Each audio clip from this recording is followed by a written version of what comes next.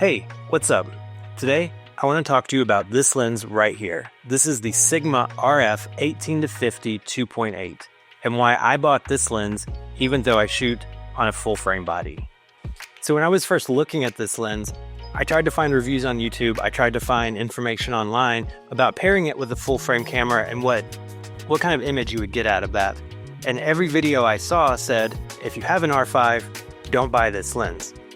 And why I get where they're coming from and why they say that, I want to give you a different thought process on why I actually did buy this to pair it with my R5. Now I know what you're thinking. Crop sensor lens, full frame body, why would you buy it? The R5 actually has a mode called movie cropping, which I feel like is a little underutilized when I talk to people that shoot on the R5. And basically what it does is it takes your full frame sensor and crops into a Super 35 or a 1.6 times crop. And what this allows you to do is pair crop sensor lenses on your full frame body. What are the advantages of that? When you look at the R5, it has an 8K sensor. And what it does in regular 4K mode is something called line skipping, where it chops off every other line to create 4K out of 8K. What movie cropping does is actually crop into the sensor, so you're still getting the full 4K readout, but you're cropping in, so you're not line skipping.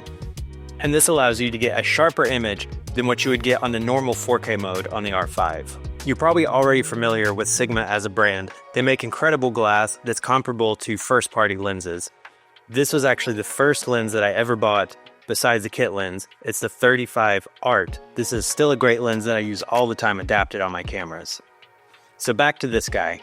Why did I buy this? I was looking for something that I could use on both a gimbal, but also handheld whenever I needed to really strip back my kit and just have the bare essential, small package, easy to hold for long periods of time.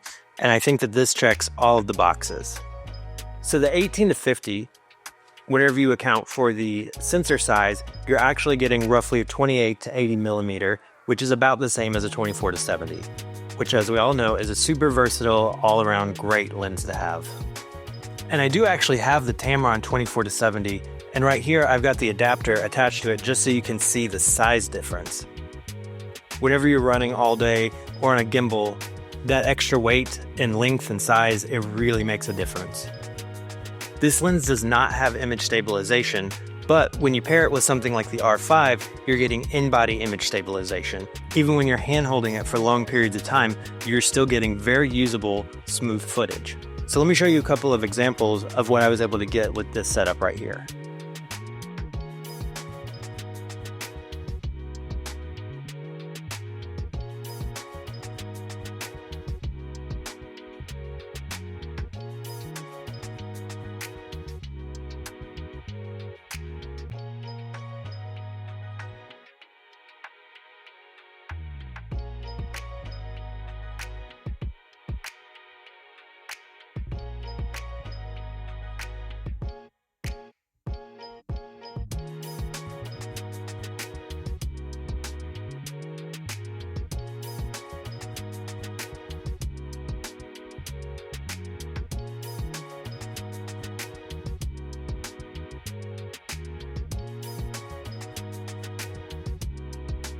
Let's look at some of the pros and cons about this list and just lay it out all on paper. So first off, we got the price.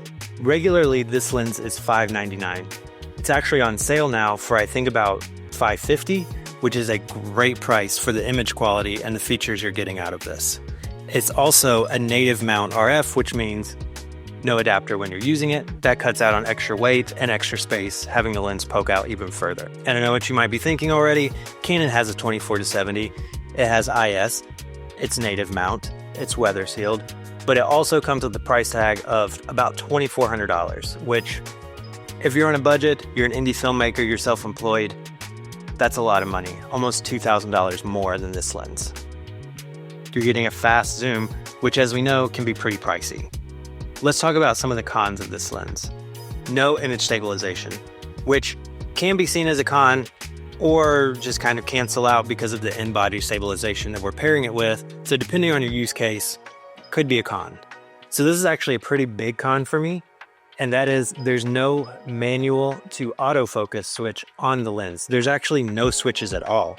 It's just a focus ring and a zoom ring. What you have to do is stop the take that you're doing, go into the menu, and set it to manual focus, which the way I work a lot of times in fast-paced environments, I might be shooting with autofocus, and then all of a sudden it loses the subject, someone walks in front of them, it's dark, there's lots of movement, you never know what the environment's going to be, and it starts losing that focus.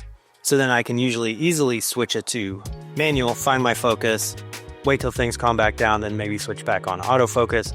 With this, that's not really an option because you have to stop what you're recording, go into the menu, and change that setting. And the last con about this lens is photos. And I know that this video has primarily been targeted towards video, but I also know a lot of you, same as me, we're hybrid shooters. We're doing video and photo at the same time. So you don't want to necessarily be shooting video and then stop, switch your lens to a photography lens that's full frame and keep shooting.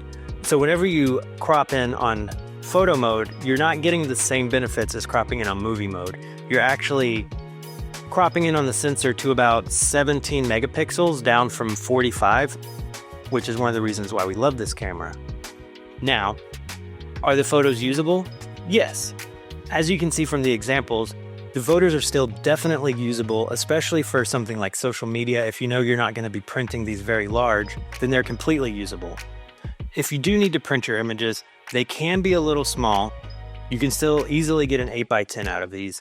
And then also with stuff like Photoshop, you can always use their super resolution upscaler or something like Topaz Labs to make the image bigger without actually losing much of the image quality.